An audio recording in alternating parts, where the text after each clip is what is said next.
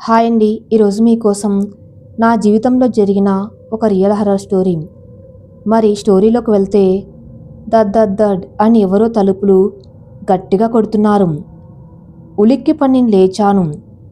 అప్పటికే ఆ బాతున్న శబ్దానికి లేచిన అమ్మ తలుపులు తెరిచింది.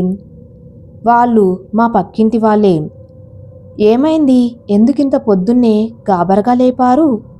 అసలు ఏమైంది అని అమ్మ అడగ్గా, అయ్యో ఘోరం జరిగిపోయింది, ఆవిడ చనిపోయింది, నిద్రలోని కన్ను మూసిందట. ఏంటి? నిన్నటి వరకు హుందాగా తిరిగిన ఆవిడ అకస్మాత్తుగా అలా ఎలా అని కంగారు పడుతూనే అమ్మ నాన్న లేపింది. ఆ చనిపోయిన ఆవిడ మా బంధువే కావటంతో వెంటనే వీధి చివరన ఉన్న వాళ్ళ ఇంటికి వెళ్ళాం. నేను కూడా అమ్మ వెనకనే వెళ్ళాం. చనిపోయిన ఆవిడ భర్త ఇంటి బయట కంగారు పడుతూ ఏడుస్తూ తన పెద్ద కూతురితో ఫోన్ మాట్లాడుతూ వెంటనే బయలుదేరమ్మని చెప్తున్నారు. ఆ ఇంట్లో భార్య భర్త మాత్రమే ఉంటున్నారు. 2 కూతుళ్లకు పెళ్లిళ్ళు జరిగిపోయాయి. కొడుకు ఒడిశాలో స్థిరపడ్డాడు. అమ్మ కన్ను మూసిన విషయం తెలిసి పాటికే బయలుదేరి ఉంటారని అనుకుంటూ ఇంట్లోని చివర గదిలోకి వెళ్ళాం.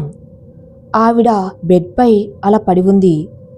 అంత దగ్గరగా ఒక డెడ్ బాడీని చూడడం అదే మొదటిసారి. నాకెందుకో చాలా ఇబ్బందికరంగా అనిపించింది.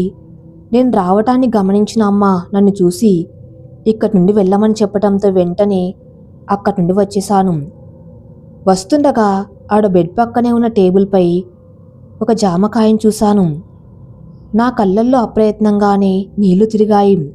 ఆ తర్వాత వాళ్ళ బంధువులందరూ రావటం, తర్వాత కార్యక్రమాలన్నీ చకచక జరిగిపోయాయి. కానీ అందరిలోనూ ఒకటే అనుమానం. నిన్న మొన్నటి వరకు బాగున్న ఆవిడ సడన్గా అలా ఎలా చనిపోయిందని. అలాగే అది న్యాచురల్ డెత్ అయితే ఆవి నాలుక బయట కరుచుకొని ఉంది ఎందుకు అని అందరిలోనూ ఆవిడ మరణంపై ఏదో చిన్న అనుమానం.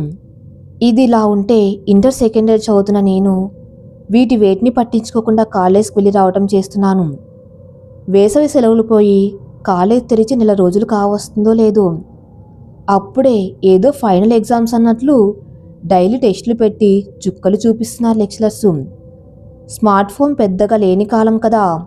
నేను ఏదో ఐఏఎస్కి ప్రిపేర్ అయ్యే వాళ్ళ రాత్రులు 11-12 గంటల వరకు ఏం చదువుతున్నానో కూడా తెలియనంతగా చదివేవాడిని. మా స్ట్రీట్లో మాత్రం అందరూ ఆవిడ మరణం గురించి చర్చించుకునేవారు. నాకు కూడా వాళ్ళ అనుమానంలో కొంత నిజం ఉందనిపించింది. వరసకు నాకు ఆ చనిపోయిన ఆవిడ అత్త అవుతుంది. నాకెందుకు ఒకరోజు ఆవిడ ఒకసారి కనిపిస్తే బాగున్ను అని అనిపించింది. ఎందుకు ఒకసారి మాట్లాడాలనిపించింది. అలా మనసులో అనుకున్నా కూడా ఎప్పట్లానే ఇంటి చివర్లో ఉన్న కిచెన్లో ఒంటరిగా కూర్చొని చదువుకుంటున్నా. ఇంట్లో అందరూ అప్పటికి నిద్రపోయారు. ఒక్క అమ్మ మాత్రం తను చూసే సీరియల్స్ అన్నీ అయిపోయినా కూడా నేను చదువుతున్నా అని టీవీలో ఏదో చూస్తూ నా కోసం హాల్లో కూర్చొని ఉంది. అప్పటికే 11 దాటిపోయింది. టైం చూసుకోకుండా ఏదో టెస్ట్ కోసం ప్రిపేర్ అవుతున్నాం. అంతలో దడ్ దడ్ దడ్ అని ఎవరో కిచెన్ రూమ్ తలుపులు బాదారు. నేను ఉలిక్కిపడి క్లోజ్ చేసి ఉన్న తలుపుల వైపు చూసాం.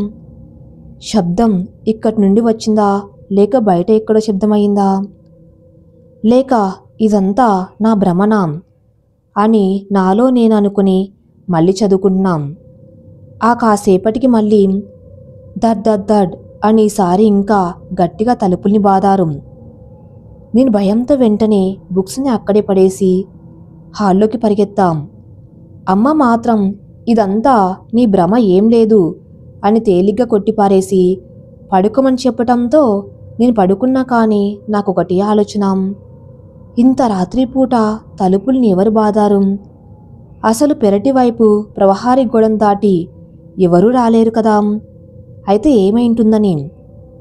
అప్పటికి ఆవిడ చనిపోయి 3 రోజులు కావస్తుంది. ఆ తర్వాతి రోజుల్లో మా ఇంట్లో ఇలా ఇంకొన్ని విచిత్రమైన సంఘటనలు జరిగాయి. ఒకరోజు మా అన్నయ్యకు నీడలాంటి ఒక ఆకారం మా అమ్మ పక్కనే కూర్చున్నట్టు కనిపించింది. అలాగే అర్ధరాత్రి నీళ్లు తాగడానికి నిద్ర లేచిన నాన్నకు కిచెన్లో తెల్లటి కాంతి రూపంలో ఒక ఆకారం వేగంగా కదలడం చూశారు. ఇదే విధంగా మా అమ్మకు కూడా ఎవరో ఫాలో అవుతున్నట్టు, నల్లటి ఆకారం ఇంట్లో తిరుగుతున్నట్టు కొన్నిసార్లు అనిపించింది. కానీ ఇదంతా భ్రమ అయి ఉంటుంది, ఆవిడ సడన్గా చనిపోవటంతో ఇలా భ్రమపడుతున్నాం అని మాకు మేము అనుకున్నాం.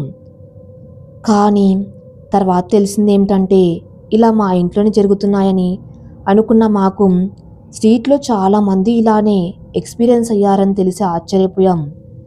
మా పక్క స్ట్రీట్లో 6వ తరగతి చదువుతున్న పిల్లాడు ఇంట్లోకి వెళ్తూ ఇంటి మెట్లపై ఎవరినో చూసి భయపడి ఇంట్లోకి పారిపోయాడు.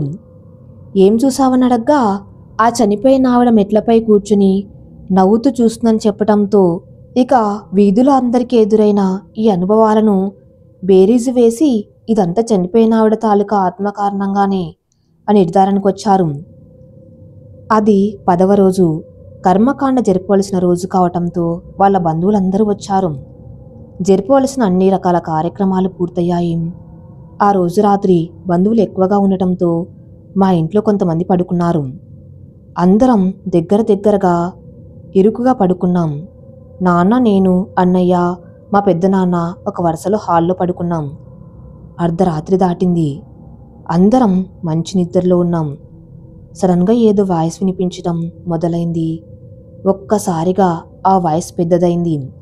మేం లేచి చూసేసరికి మా పక్కనే పడుకున్న మా పెద్దనాన్న లేచి కూర్చుని చేతుల్ని కదుపుతూ గట్టిగా వింతగా అరుస్తున్నాడు. ఆ వాయిస్ చాలా విచిత్రంగా ఉంది. అది ఒక రకంగా లేడీస్ వాయిస్లా ఉంది. నేను భయంతో బిక్క చచ్చిపోయాను. ఆ వాయిస్ ఏంటో, ఏం చెప్తున్నారు ఏమాత్రం అర్థం కాలేదు. ఆయన చేతులు గట్టిగా పట్టుకుని ఆయనపై అరవటంతో నార్మల్ అయి అలా పడుకుండిపోయారు. ఆ తర్వాత రోజు ఆయన్ని వింత ప్రవర్తన గురించి అడగ్గా అసలు తనకేం గుర్తులేదని చెప్పటంతో మేము కంగు తిన్నాం. ఆయనలోకి ఆవిడ ఆత్మ ప్రవేశించి మాతో ఏదో చెప్పాలని ప్రయత్నించిందని అర్థం చేసుకున్నాం. ఆవిడ ఇంట్లో వాళ్ళు ఏవో పూజలు చేశారని, ఆ కారణం చేతనే ఆ ఆత్మ వేరొకరిలోకి ప్రవేశించినా కూడా ఏం మాట్లాడలేకపోతుందని వీధిలో చాలామంది అభిప్రాయం.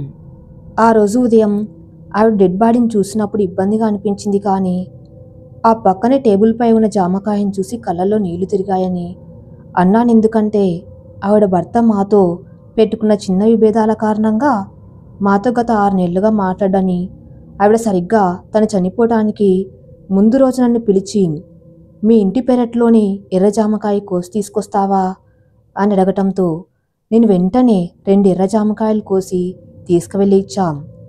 నిజానికి నేనంటే ఆవిడకి బాగా ఇష్టం. అన్నిటికీ నన్ను పిలుస్తూ ఉంటుంది. ఇక తన బెడ్ పక్కన నేను చూసిన ఆ జామకాయలు ముందు రోజు నేను ఇచ్చినవే. కొన్ని నెలలుగా మాతో మాట్లాడిన అత్త ముందు రోజు స్వయంగా పిలవటం, తనకిష్టమైన జామకాయలను అడగటం, ఇవన్నీ తను చనిపోవటానికి ముందు రోజే జరగటం చాలా ఆశ్చర్యం అనిపించింది. ఇక ఆ 10 రోజుల్లో జరిగిన విధంగా ఆ తర్వాత ఇంకెన్నడూ జరగలేదు. ఇక ఆవిడ అకస్మాత్ మరణంకు కారణం కూడా తెలియలేదు.